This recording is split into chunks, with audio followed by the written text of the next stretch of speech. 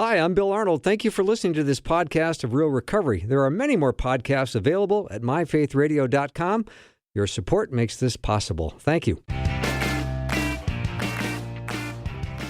Welcome to Real Recovery. Bill Arnold on this side of the studio, and just across the way, separated only by chicken wire, George P. Fraser. Hello, George. Billy, how are you? We're going to be on our best behavior tonight, as always. Pretty much. We have a great return guest, one of our favorites. Yeah, we go back years and years and years, because we had Michael on probably almost 15 years ago when we started. Was it that long? I bet it was. And we had his wife on, too, afterwards. Yep, we sure did. Usually we get somebody who might be an addict, they might be a pastor, they might be a psychologist. 3 in 1 tonight. Yeah, he is a very gifted guy. And he wrote a book which got our attention years ago called Surfing for God. And it really dealt with sexual sin, particularly pornography. And because Michael is saying it's not about lust. It's a misdirected search for God and to have a deep connection. That's Augustine with the idol factory in our heart. Yeah, exactly. You know, exactly. I think our surf music on the intro ties in with our show tonight. Mm-hmm. So he talks about in the book, and I'm sure he'll do a great job of discussing it himself, but that lust is just a misdirected desire. Because we're longing for connection and intimacy and affirmation, but if we don't get it, we look for false substitutes. So there's your false idols. Well, the other thing I think is that it's more exciting than our ordinary life. It's not real. It's an escape. It's exciting. And it triggers the same part of your brain as cocaine. Yeah. George, light me up, you know, and it's reinforcing. When we talk about trying to overcome addiction and we talk about willpower, doesn't willpower say you need to try harder, you need to have more faith, you need to avoid temptation? That really doesn't fix it. No, because I still want to do it. I think the willpower thing is a pride thing because I am going to overcome this. And my experience has been, unless I lead with Jesus and lean into his power, I'm doing it on my own. And I might do that for a while. But the other thing is I'm not doing what I really want to do. And what we see in recovery is the Holy Spirit changes the desires of your heart. Mm-hmm. And it's really hard to listen to that and go, yeah, sure, that's going to happen to me. It does if you have enough faith to realize that Christ already did everything for you and to seek Jesus. And I remember when I used to hear that, I'd go, how do I seek somebody I can't see? I know he's out there, but that hasn't worked for me. The cocaine addiction was very powerful, the gambling, and it was fun. And how do I seek somebody I can't see, I can't touch, I can't feel it? It's all in my head, and it's really about getting into his word, being with believers, having a structured lifestyle to where he does your thinking for you, and it's a process, and it's not overnight. It's not like doing a line of coke, bam, big time change. Watching porn, big time exciting. And the faith for me is that I got to it by default, and I think most of our guys we work with do. Nothing else works. The cocaine, the porn, the gambling, it works for a while. But when you finally surrender to the Lord and you have patience, you go to the fruit of the Spirit, Bill, that it happens. We've seen some people get it right away. I think for most of us, it's a long, slow journey. So, George, maybe the question we can ask everyone tonight is, what are you looking for? What are you so busy trying to find? Because I think when Michael is going to talk about sexual addiction, it is connected to our past difficulties, our past pains, our past rejections. Maybe there's some needs that never were met. So you kind of lash out because you're looking for something. So the big question when it comes to drugs, alcohol, shopping, pornography, the question is, what are you looking for? That's true. I think a lot of people are like I am and was. I was just looking for more excitement than a boring life. And there's nothing more exciting than the gospel, but you really don't see that till you experience it. And for a lot of us, it goes back to me. It was step one. We always talk about a step. We admitted we were powerless over drugs, alcohol, and our life was unmanageable. I'm powerless over life. My next breath comes from the mercy of an all-sovereign God. And until I accept that, believe it, and believing to me isn't just a thought, yeah, I know Jesus is God. It's trusting it enough to actually do it, to turn your will over to him as we do in step 3. And most of us got beaten into a state of reasonableness where we're doing that because our way just didn't work and I'm going to surrender because I'm beat. And then once you start doing it, you go, why didn't I do this before? Because our will is not our own, you know. We go back to that song, might as well face it, you're addicted to love. Might as well face it, you're addicted to sin. Yeah, it's a problem. Michael says in his book, and I found this to be almost game changer, is freedom that you have in Christ, freedom that you have in your life, doesn't come from controlling your behavior, but by retraining your desires. I love that. Isn't that solid? We have to retrain our desires. And we can do that. Because otherwise you're just white-knuckling it trying to control your behavior. And George, you know that doesn't work. Yes, I do know that. And I think for me that was pride that I could actually change it. There's a lot of humility involved here, Bill, that you're not God, that you're not going to make the decisions, you're not going to do some program yourself. Our 12-step program is ego-deflating so God can come in and take his rightful place. And for a lot of us, we count days at the beginning that, hey, I've done this for this many days. Well, for 7 years, that failed for me. I made it 9 months one time. And the week I got my 9-month medallion, 2 days later, I was back using. So let's talk about how important it is to be honest about our struggles. And, True. And where do we share that transparency? Where do we do it in a 12-step group? Do we do it with a pastor, a counselor, our significant others? Where's the best place to share and be honest with those struggles? Well, I think all three. My experience has been, and working with guys and for myself, the church groups weren't really a place to be totally honest for me. It wasn't a safe place. I don't want to wind up on a prayer list, which is the accepted form of gossip a lot of times. I do want prayers. I do need it. I think basically for me, going into a 12-step or a Celebrate Recovery where you can trust people that what you say is going to stay there. And I'm on my best behavior at church, and I think most people are. How you doing? I'm really blessed. I don't actually know what that means. I have really edifying experiences at church. I don't know what that means either. But for me, I go to church to worship, and I go to accountability groups to work on my walk and talk about when I mess up, and it's okay. And I'm also in a Bible study, and I think most of the guys we work with get in those, Bill. I mean, even guys that aren't addicts, if you're a Christian, you're in recovery because your life should be different. I know you're in a Bible study. We start the day off with God's Word, and we walk a program of walking with Jesus and getting ourselves out of the lead.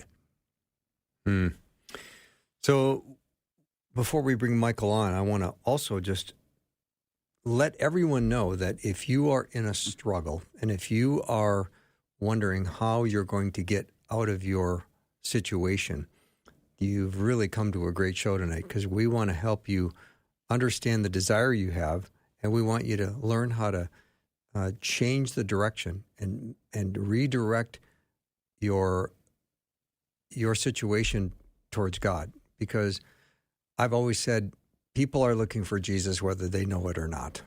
You have always said that. I've always said that. Yeah. And I think you're right. I think a lot of times we're looking for a goal of abstinence when we really should be looking for the Lord, because that's what we're doing. We just don't know it. Our abilities won't get the job done. Our desires won't get the job done. We need to retool on all of that. And to quote G.K. Chesterton, he said, "Every man who knocks on the door of a brothel is looking for God." They're looking for some deep, intimate connection. They want to have intimacy, affirmation, and connection. They're not going to get it there. It's going to be a false experience. But I would think if you're knocking on the door of a brothel and God answered the door, you'd be really bummed out and scared. Yeah. But you're right. Mm-hmm. So we're going to take a little break and bring on Michael Cusick. He's our guest, and it's going to be a powerful time of discussion on the topic of sexual sin. So if that's something that has been a struggle for you, you've come to the right show. We're going to take a break and be right back in just a minute.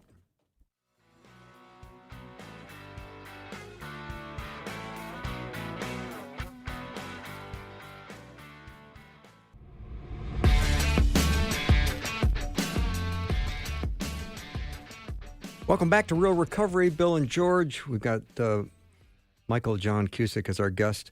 George, we had him on 15 years ago, like we talked about, and you were bragging him up, and for good reason. He's kind of the triple threat. He's got pastoral experience, he's got counseling experience, he's got addiction experience. He really does it all.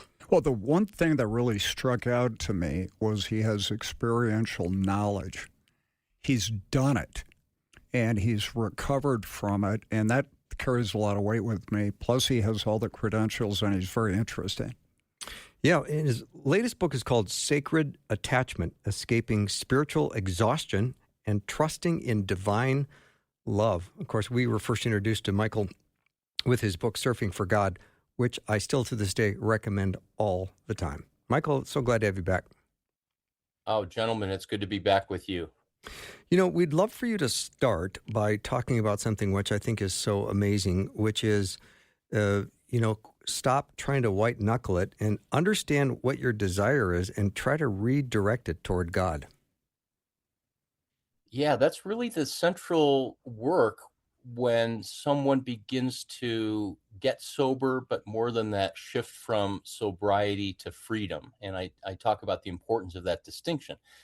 Sobriety is doing the work of being able to stop the unwanted behaviors, and freedom is what we think of as recovery, where we're actually getting something back and then growing into becoming more and more who we've meant to be. Because addiction robs us of being the person that we've meant to be, from our integrity, which is not following the rules or obeying the spiritual laws, but integrity is being whole. And therefore, if we're addicted, there's a part of us that we're disconnected from. There's a part of us that we're hidden from others, and we can't be a whole person because there's this part of us that's over there, and then this part of us that shows up in everyday life. So desire is really the driving force behind all addiction, and that may seem like the most obvious statement out there, but I quote Thomas Aquinas, the brilliant philosopher and theologian, who said that beneath every sinful behavior is a legitimate God-given appetite. And for those that may not be particularly religious or coming from a Christian perspective, we could say that beneath every unhealthy or maladaptive behavior is a legitimate God-given appetite. So, especially with sexual struggles, and this was true in my sexual addiction, I thought that all my desires were bad. And what God wanted for me was to press those desires down in hopes of, if I tamped them down far enough, then I wouldn't be acting upon those desires. And what I learned, and really what Surfing for God was about, is that there's a deeper desire, a divine desire for connection, for comfort, for a sense of transcendence, which is being caught up in something bigger, yet still being present and connected to myself. So yeah, desire is really key. We talked about in the first segment about something that I heard a long time ago from a counselor that I've had on the show. He said, life's most dangerous question is, what do you want? And I think you can say, well, what are you looking for? What is your heart looking for? Because if you've had past rejection or pain or wounds or shame, there's a really good chance you can act out sexually, right? Yes. Yeah. Yeah. And that question is really a dangerous question. In the Gospel of John, Jesus' very first words are, "What do you want?" to someone who approaches them. Mhm. And then later in the Gospel of Mark, there's this man called blind Bartimaeus, Oh, and yeah. he's shouting, "Lord Jesus, have mercy on me, son of David." And everybody's shaming him and telling him to shut up. And Jesus approaches him, I think largely because of his audacity and desperation to cry out for help. And he says, "What do you want me to do for you?" And he was unashamed in what he asked for. That's the starting point, right? Is that every addiction is about, at some level, a disconnection from what we most deeply want. And then, as I discuss in the new book, Sacred Attachment, our inability to simply just experience what we most deeply want is a result of our earliest relationships and the degree to which our neurological system, our nervous system, and the pattern of having our needs attended to, that prevents us from actually trusting to get our needs met, whether that's on a human level, in close relationships, parent to child, romantic relationships, but also on the spiritual level. Why we often falter on the spiritual level is that we don't have a neurological structure to trust. Michael, when I meet Bartimaeus in heaven, I do have a question for him because the text says he gets up, removes his cloak, and approaches Jesus. And back in that time, if you were a blind beggar, you wore that cloak. It identified you as a beggar. And he gets up and removes his cloak. And I'm going to ask him, did you take it off because you knew you were never going to need it again? I love that. I love that. So his heart was filled with hope, with Yeah. desire. Yeah. And I think of people who are trapped in addiction and you're wearing that cloak of addiction. Are you willing to get up, take your cloak of addiction off, and approach Jesus?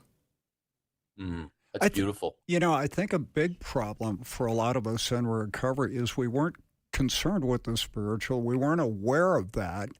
And I don't know about everybody having traumas or, relationship issues. I think a lot of us were just bored, and this was better than reality. The sex and the drug and the coke, a lot better. The downside was worse. And I think a lot of people just aren't aware there's a better way. They're drawn to the fun and the party lifestyle. Absolutely. Yeah, I get that too. Yeah, that's the beauty of whether a person is a 12-step program or not. There's a common denominator in most, if not all, processes of recovery or healing or change or transformation, and that is some kind of admitting of, I've come to the end of myself. The summary of the first three steps of I can't, God can, I think I'll let him, and that sense of I can't is there with all of us, whether we identify as an addict or not. And so the gift of addiction is that it allows us to come to a place of I can't, despite our delusional belief that we can somehow live apart from trusting in whether we call him an almighty creator or a benevolent source of being. Because again, I want to be sensitive to all of your listeners, but there's a beauty about that process of coming to not just believing that God exists or that Christ died on the cross, but that he's actually there for me all the time. And the price of admission is just realizing my poverty, my spiritual, emotional, relational poverty. That is so well said. I was beaten into a state of reasonableness and open to God where I wasn't before. And what you say is right on the money, that you're convicted of your hopelessness, and then you're directed by the Holy Spirit that this is even going to be better than just stopping. And it's a true miracle. Yeah, yeah. For those of us that have recovery, and I have 28 years of recovery from alcohol and 32 years of recovery from a sex addiction that almost lost me my marriage, the miracle is amazing. Not just that I stopped, because in those moments of using and acting out and hiding, I just thought this is as good as it gets. And I've often said that, the the greatest lie to people of faith today is that this is as good as it gets, no matter whether we identify as an addict or not. Absolutely. And Yes. yeah, And I and the other also, side of the miracle is that we have no idea for what our life could be, because addiction puts blinders on, right? And we just see what's right in front of us, the next fix, or somehow trying to flex our moral muscles and wrestle this to the ground because we hate what we're doing. So is the difference in your sobriety dates on the two things? I'll give up the sex thing, but I'm going to hold on to my drinking. Was that the thought? Because I can still have this. My drinking was really related to disinhibiting my sexual acting out and to try to quell the shame. I was a drinker who, when I drank, it would be to excess, but I didn't need to drink. So I could go for weeks or months without having a drink. But it became more and more like, I want to put this to my lips and immediately experience oblivion. And so it took me 4 more years to realize, and I was actually diagnosed with bipolar type 2 4 years later. And I said, with my family history of extraordinary numbers of extended family members dying of alcoholism and or being in recovery for decades, and between my mood disorder, I said, this is not a good idea. And so I made a decision to completely cut it out of my life. all right, awesome. Michael, we're going to take a short break. We'll be right back with Michael Cusick. And if you are listening to the show for the first time, we're so glad you're here. And if you're struggling with any kind of addiction, tonight we're talking about really sexual sins in particular, but Michael covers all topics when it comes to addiction. And so we're glad to have him on. We'll be right back in just a minute.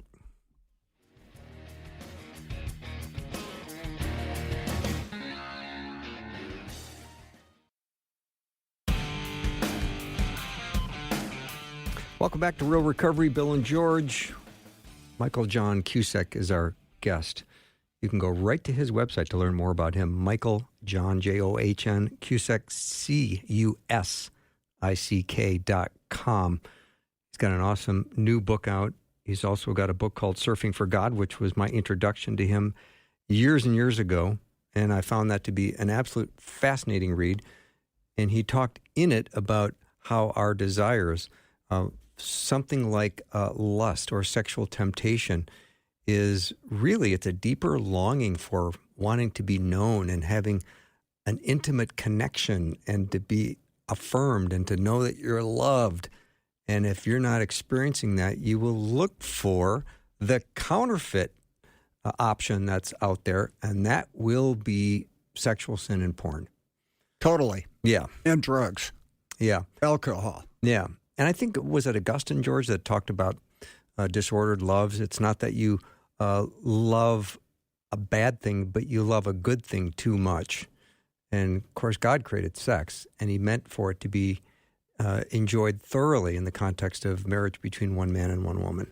And those of us who grew up with Playboy and pornography, have totally destroyed our wiring on that.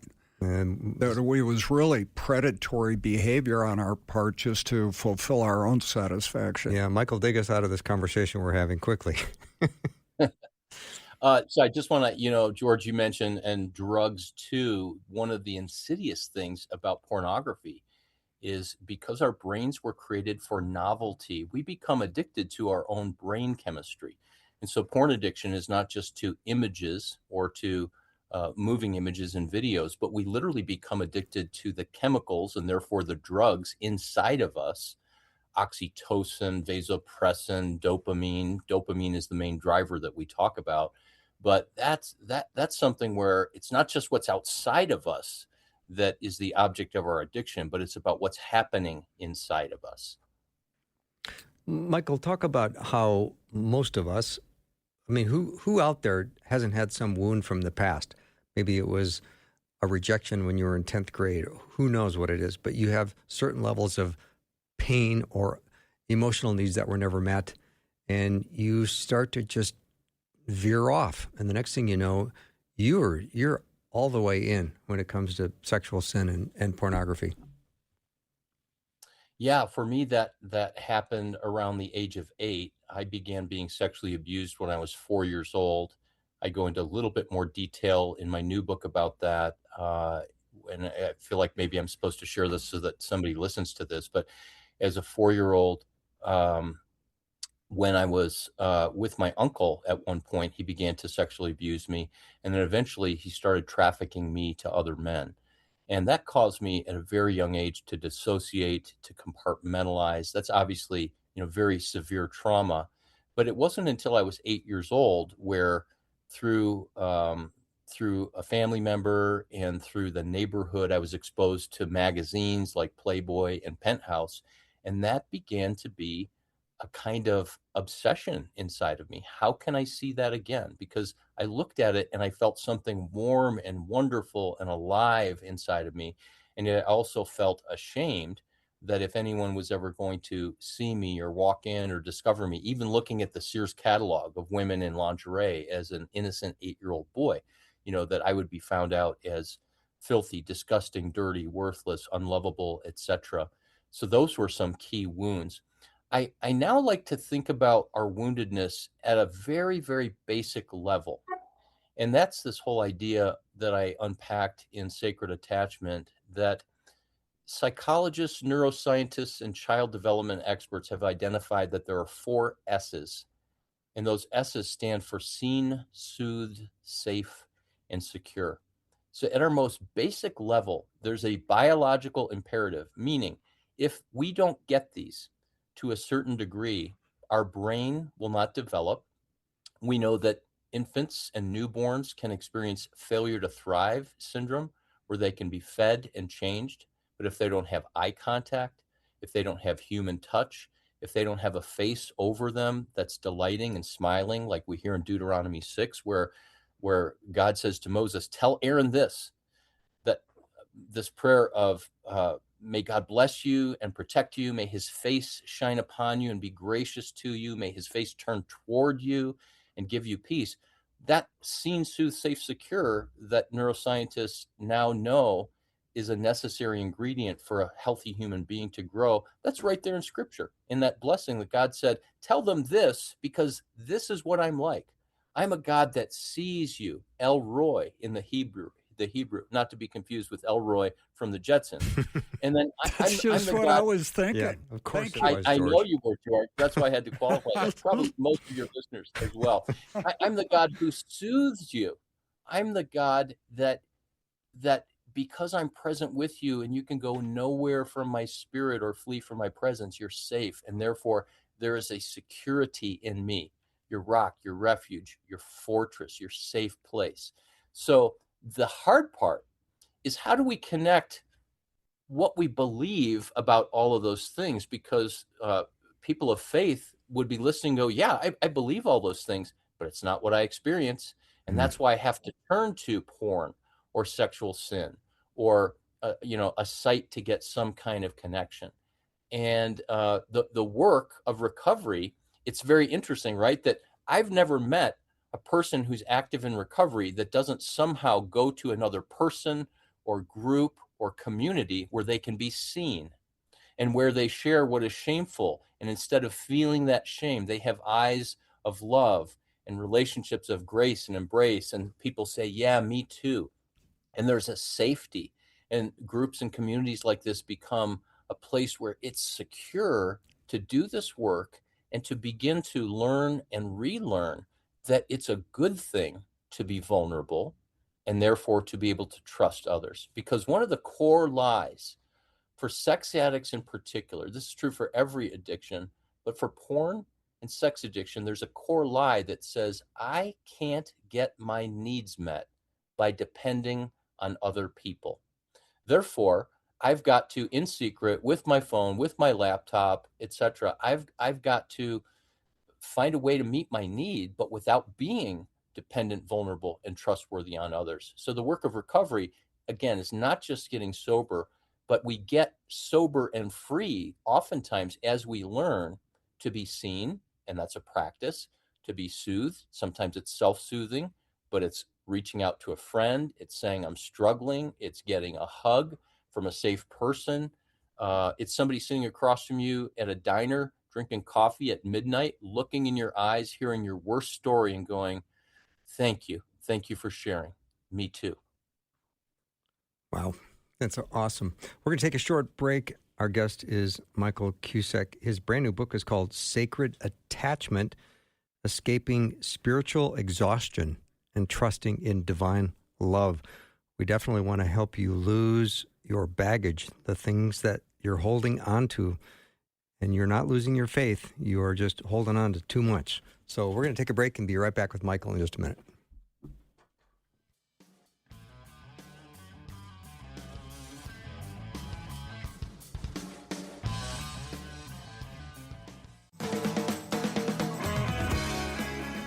We're back with Michael Cusick, and if you just joined us, we are talking about sex tonight, right, George?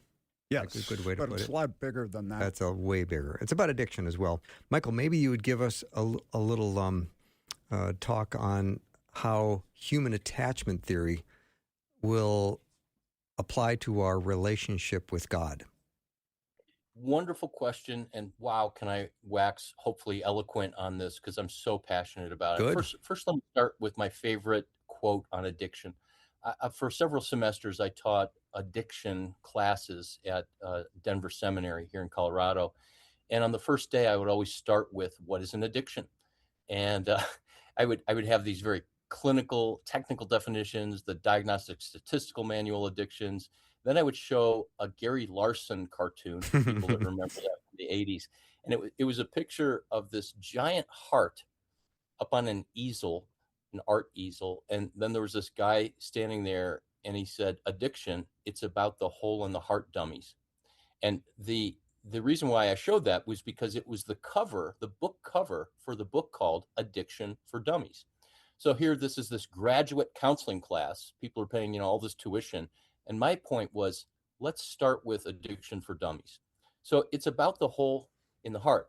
My second favorite definition is John Bradshaw, the late great writer about toxic shame and things like that from the 80s. And he said that an addiction is an unhealthy, mood-altering relationship with a person, a substance, or a behavior. Now, pornography and sex addiction involves all three of those. The person might be an image, it might be a prostitute or an affair. The substance is our own brain chemistry of dopamine, and then the behavior is the repetition of clicking or going online, etc.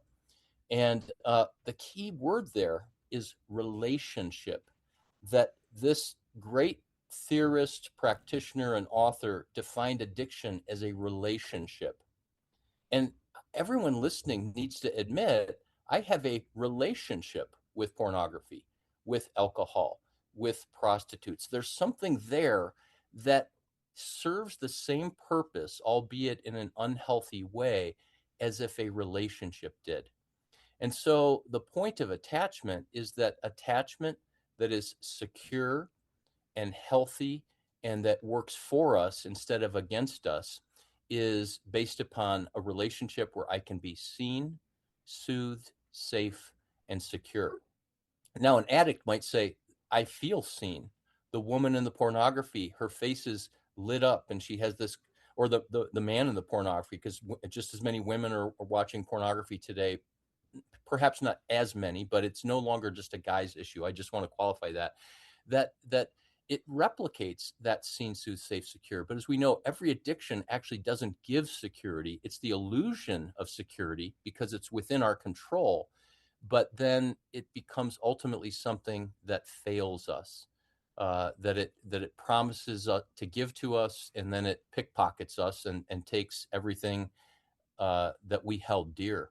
So addiction is a form of attachment. And if we go back in history, through the history of Christian theology and spirituality, going back to the 4th or 5th century, that those writers and thinkers would call the things in our life that we love too much, that we can't stop doing, that are habits and sins that enslave us, they called them attachments.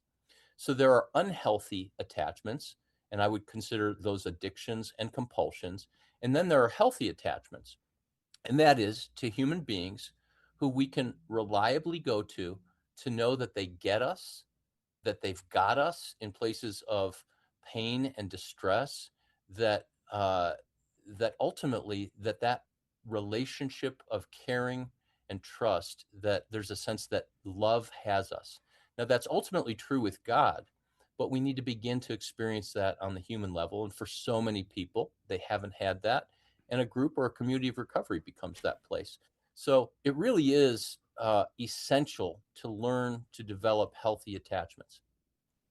You know, one of the treatment centers I worked at, we would write goodbye letters to our lover, cocaine and pornography, and you go into withdrawal like you do when a relationship breaks up that you didn't want to break up. And it's very interesting. And what you talked about earlier, we're looking for God. But one of the things you talked about earlier that really resonated with me, when I got into my accountability group, these guys loved me when I didn't even like myself. And when I would share the worst things I did after the initial laughter shut down, because they had all done it themselves, I didn't feel terminally unique anymore. And it was the first thing I belonged to in years. Yeah, yeah, that's beautiful. I mean, and so that was a re-experiencing of what Adam and Eve experienced in Genesis chapter 2, where they were both naked and felt no shame. And that story can be seen as literal nakedness, and I believe that it probably was, but it's also an emotional, spiritual nakedness. There's nothing that I have to hide. My breasts aren't too big or too small. My penis isn't too big or too small. I'm not too short. I'm not too fat, etc. It's good to be me, and all of me can welcome and be present to all of you, and all of you can welcome and be present to all of me. But then after this thing that we call the fall, and in my new book, I call it the turn, because the fall is this idea that, oh, something happens and I'm now far away, versus this is a relational dynamic, not a legal dynamic primarily, that we see in Genesis chapter 3 with that story of what went wrong with humankind. So it's this turn away. And we see that even in our turn, that God is right there, that he's right behind us. And so, yes, community, accountability groups, they become the places where we can begin to re-experience that sense.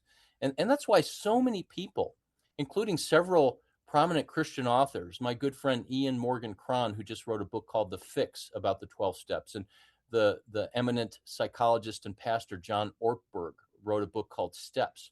And they're all writing about the transformational power of these safe communities of recovery, because it's what we were created for. It's literally not the default, like plan B, but it's actually in those rooms, people are experiencing what they were created for, which is why so many people say what's happening in the basement of churches in meetings, whether it's Celebrate Recovery or secular 12-step groups or just accountability groups, what's happening in those places is more like what church is intended to be than what's happening upstairs in the church services. Couldn't agree with you more. I've always said that the best thing churches can do for addiction is let outside groups use their facility. Let me just not challenge something, but maybe this conversation to reframe something. Sure. I want to know that my pastor has a porn problem. Not actively and forever, but I want my pastor to say, here's what I struggle with. I am very intentional in everything I teach and in this last book to talk about present struggles. Now, granted, there is a level of propriety for, are we doing our therapy from the pulpit, or as we're discipling others, are we doing that to meet our own needs? But I remember talking to Gordon MacDonald many, many years ago, and Gordon MacDonald was the president of InterVarsity Christian Fellowship. And while Jimmy Swaggart and Jim Baker and Tammy Faye Baker were on the news every night for their scandals, Gordon saw all that and humbly and privately confessed to his wife and an accountability team that many years prior, he had had a one-night stand and made this tragic mistake. And of course, he was let go, and he went off the radar for 3 years. He came back and he wrote a book called Rebuilding Your Broken World. But it was that 3 years of disappearing that he said he discovered his soul. And he has helped pastors for decades from underground and behind the scenes. He's now in his late 80s to bring vulnerability into the pulpit. And he said that we preach to people as if they're at their best. And I think that a pastor can only preach to people where they really are if they're dealing with the issues in their own life and being vulnerable enough in appropriate ways about present struggles. No, I agree with you 100%. If we've had victory and are having victory in our life, what I meant is I don't want to hear that my guy is struggling with it and is stuck and doesn't know what to do. What I heard you saying, George, is I don't want my time in church to sound like a therapy session that he should deal with outside of church. So Gordon MacDonald stepped away. He repented and then came back. And that's victory over it. Otherwise, I think the sin takes priority over the victory. I don't know if that makes any sense, but... Yeah, that does. I think today we see people, it's like the scandal du jour amongst Christian leaders. I think the only thing that disqualifies us is a lack of deep repentance, not defined by, whoops, I made a mistake and I feel really, really bad. Deep repentance as there was a road that I was walking down that led to independence, autonomy, and ultimately deception and sin. And now I'm going to walk this long path of what Eugene Peterson called a long obedience in the same direction. And we underestimate how very, very long it takes. And I also think there's often cheap redemption where there's this wonderful redemption story. Pastor so-and-so had an affair or something like that. And then, well, we're just going to forgive him. And that short circuits a process of deep healing that takes time, a lot of time. Absolutely. Couldn't agree with you more. I wish the church was like that. My experience has been it's not, and I hold myself guilty too for being on my best behavior at church. And I'm sure the people next to me don't want to know all the things I'm struggling with. But I really enjoy going to my accountability group like 10 times more than I enjoy going to church. Church a lot of times is an obligation for me. I know I'm supposed to and I should. And I wish it wasn't, but I know a lot of that's on me. Well, I think there's maybe a majority of listeners right now who'd say, yep, I feel the same way. Michael, in your book, Sacred Attachment, in the fourth chapter, you talk about evil, and you talk about rejecting the lies about God and about ourselves. I'd love for you to develop that a little bit. Sure. First, let me tell the story ever so quickly. The author M. Scott Peck, who in the 70s wrote the perennial best-selling book, The Road Less Traveled, became a very, very famous person in America in the 70s. He was an Army psychiatrist. He quit that, just became an author. He became a Christian in the interim between that book and his next book called The People of the Lie. And he said as a scientist and psychiatrist, he needed to understand evil because pathology and psychiatric diagnosis was not enough to explain what he saw happening in people's lives. And he was shunned by the medical and scientific community. So he's writing this book called People of the Lie. His daughter walks in one day and says, "Daddy, what are you writing?" Little girl. He said, "I'm writing a book on evil." She says, "What's evil?" "Well, I'll think about it and tell you tomorrow." She comes back the next day. "Daddy, you don't need to tell me what evil is. It's live spelled backwards." And that, when I read it years ago, just gave me chills because, yes, evil opposes everything to do with life and generativity and goodness and fertility and vitality and beauty and truth. And so the idea of evil is not necessarily that they're little devils with pitchforks hiding, everywhere to tempt us. Evil takes a lot of forms, but one of the underestimated ways is through deception. And Gerald May, the late great author of Addiction and Grace, said that the chief characteristic of addiction is self-deception. So long before we ever deceive anyone or lie to anyone, and I was a world-class pathological liar starting in about 7th grade until 1994 when I was found out in my marriage, we deceive ourselves first, and we deceive ourselves because we have been accused and lied to by evil itself.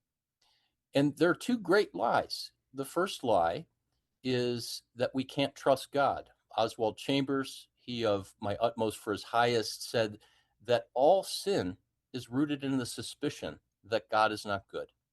And that's the exact temptation there in lie number one. Did God really say that? Questioning whether Adam and Eve could trust God, that there's no goodness, there's no safety net, there's no person or being that you could actually entrust yourself to. And then the second lie is, you will not surely die. In other words, you can find life on your own. You don't need to be dependent, vulnerable, and to trust. You can, if you will, unplug yourself from the ventilator in the ICU and pull out all of the intravenous lines and flush all the medications down the toilet, and you can walk out of the ICU and live. And that's just not the case. No one has ever done that except for one man who was nailed to a cross, died, and then 3 days later rose again. And so there are these lies that play out in our life over and over again. And we are wounded in relationship precisely around our trust, precisely around our attachments that tell us through these wounds that Bill, you alluded to at the very top of this conversation, that it's not safe to trust, that somehow, because I'm a bad, unworthy, inadequate, flawed human being, nobody would really love me as I am. I can't get my needs met by depending on others. And so I have to turn to someone, some behavior, some substance that will meet my need, that I would trust in a human being. That's not going to work. I've got to trust in something else. And as a result of that trust, then I can thrive and I can flourish. But the lie is you won't die spiritually, emotionally, relationally. And every single object or idol, as the Bible calls them, fails us. It's insufficient because it doesn't take place in a trusting, dependent relationship by this God that sees us, soothes us, keeps us safe, and ultimately secure in his care. Sounds great. I go back earlier about what she said about the brain chemistry and all that, and I've found in my recovery, I have gotten out of my recovery everything I wanted to get out of using. A lot of that, the dopamine, is by working out, going for a run, swimming, biking, the connections with people, the connections with God, everything I was looking for in my use and my sinful behavior, I found in my recovery. Yeah, I love that. And, George, I like to describe that because I think it's important. You didn't talk about, going deep into understanding addiction as part of your recovery or being more intense in accountability meetings. You said going for a run, working out. All of those things are part of recovery because recovery is really the act of growing up into who we're meant to be, growing up into learning how to care for ourselves and how to trust. There's a great line, and we're enough of the same generation that we'll remember John Mellencamp. He had the Authority song, and there's a great line in there. He said, I called my preacher and said, give me strength for my fight. He said, you don't need no strength. You need to grow up, son. And for me, I'm 61, almost 62 years old, and I try every day to come before God and say, God, help me to grow up more and more today and tomorrow, to grow up into the things that I missed by virtue of growing up in a family that didn't actually allow me to grow up and to flourish and thrive, because I really had to take care of myself and or be raised by siblings that were older than me, but completely unprepared to be able to take care of a little brother. Michael, it's been a great time with you today, and I've got 10 more questions only that you can answer, so I'm going to have you back. George and I would love to have you come back again if you can make time, because it's been I will do it. Really wonderful. So thank you. Michael John Cusick has been our guest today. If you missed any of this, please go to the podcast and hear from the beginning. Michael, thank you so much, and my best to Julianne. Thanks so much. It's good to be with you both again. Thank you. And that's the time we have for today. George, as always, another award-winning show. That was a great show. Yeah, thanks. Well, we will look forward to the next time we can be together with you. Have a great week, and we'll see you next time.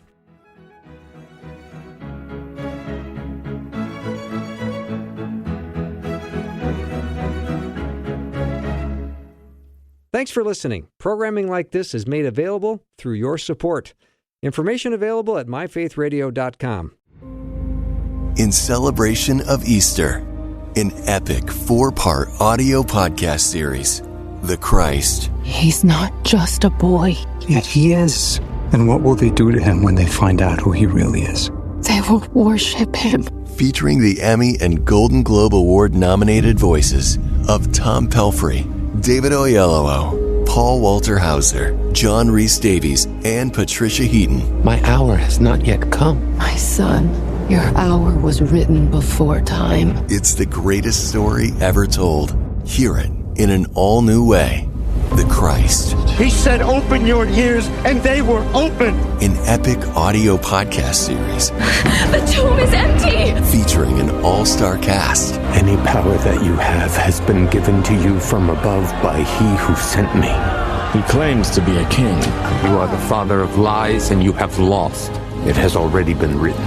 And it is being unwritten by me! Don't miss an episode. Listen and follow The Christ wherever you get your podcasts.